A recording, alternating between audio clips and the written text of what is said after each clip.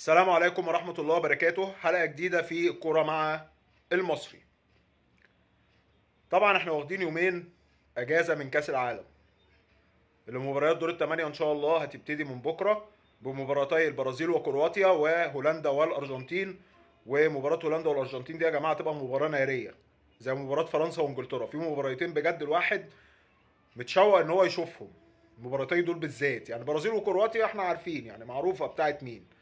المغرب والبرتغال برضو احنا بندعم المنتخب المغربي ان شاء الله انه يعمل مفاجأة وانه يكسب المنتخب البرتغالي. لكن المباراتين اللي احنا كلنا مستنيينهم هي مباراتي فرنسا وانجلترا ومباراة الارجنتين وهولندا. ده بالنسبة لكأس العالم. امبارح كانت في مباريات في الدوري المصري. مباراة بيراميدز امام المقاولون العرب وبيراميدز قدر يكسب 2-0.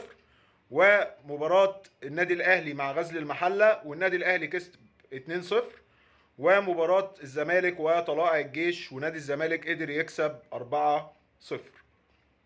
في البداية هنحلل مباراة النادي الاهلي مع نادي غزل المحلة.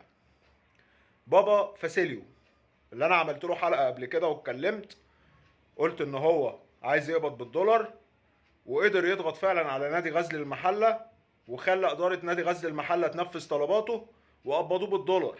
ماشي تمام مفيش أي مشكلة. الإدارة عايزة تحافظ عليه علشان شايفين إن هو عامل فرقة وشايفين إن هو لغاية دلوقتي ماشي كويس في الدوري. تمام كل ده كويس. امبارح بابا فاسيليو غلط غلطة عمره. إيه هي الغلطة؟ إن أنت فتحت خطوطك قدام النادي الأهلي.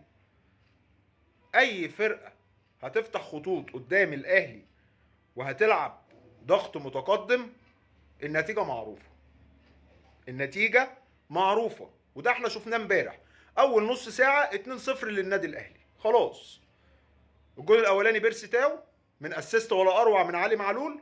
والجول الثاني اسيست ملوش اي مثيل وملوش حل بصراحة من احمد عبد القادر اللي انا هقف عنده شوية لبرونو سافيو يسجل الهدف الثاني. كل ده كويس يا جماعه مفيش اي مشكله. كابتن احمد عبد القادر نصيحه ورجاء باصي الكوره. مش كل حاجه ان انت تاخد الكوره انت مش صاحب الكوره علشان كل شويه عايز ترقص واحد والتاني والتالت.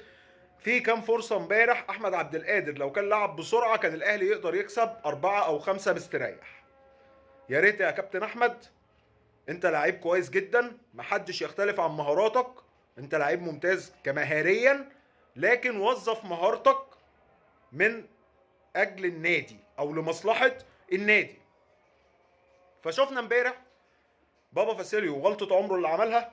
قدر النادي الاهلي انه يحسم المباراه 2-0. والشوط الثاني النادي الاهلي بصراحه كان نازل بقى اللي هو ايه بيجاري الامور يعني مش عايزين ندوس اكتر من كده بيحاولوا ان هم يحافظوا على المخزون البدني. نيجي لمباراه نادي الزمالك مع نادي طلائع الجيش. كابتن محمد يوسف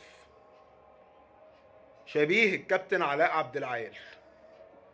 والله يا جماعه انا اهلاوي وقلت قبل كده في كام حلقه ان انا اهلاوي.